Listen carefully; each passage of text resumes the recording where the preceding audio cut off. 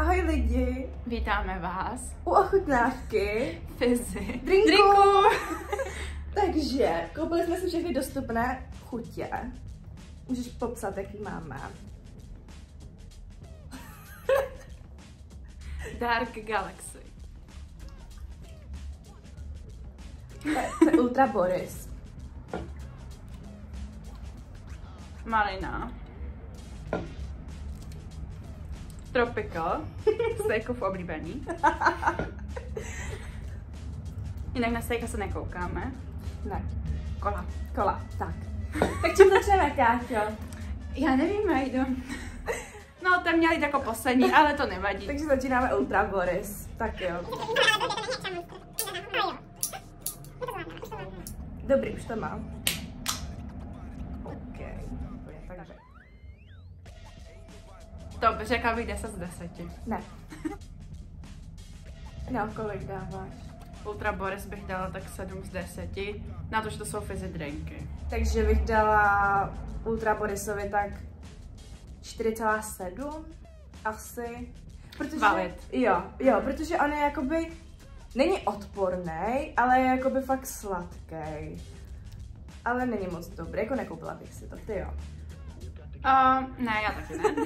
Malina. Jupi.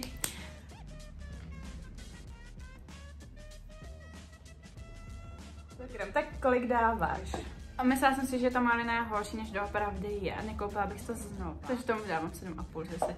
Já dávám 6, protože jsem předtím dala 4,7, takže 6. Takže Dark Galaxy, OK.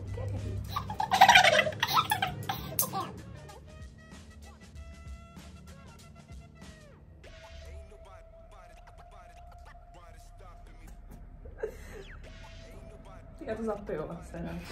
To je fakt hnusný, ale jako hrozně. To za Fizzy moc nevybavilo teda. Tak třeba co vyhrajem. Kola. Količka, jdem na ní. To by bylo takové nejlepší, asi si myslím.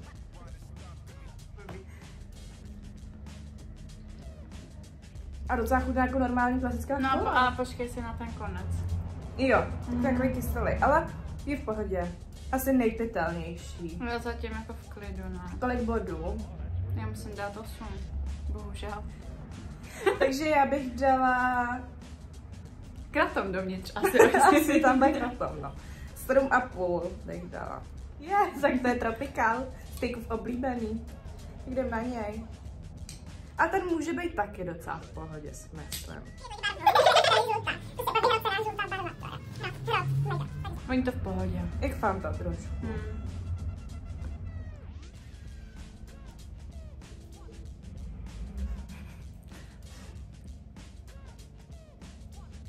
No, mně přijde. Nebo začni ty, já pak řeknu. To chutná jak nějaký gumový medvídce, podle mě. Prostě nějaký ananasový nebo nějaký pomerančový, něco tak jako mezi. Já v tom cítím nohy. Uka. Já nevím, já v tom cítím nohy. A čí nohy jako? Trošku jo, ale... No, takže kolik mu dáváš? 2. Tak 6 bych mu dala. Nebyl tak strašný, ale Kola vede. Takže Kola vyhrála. Hlasujte. Jestli to máme smíchat a my to můžeme dělat. Takže zatím nás. Tak papa.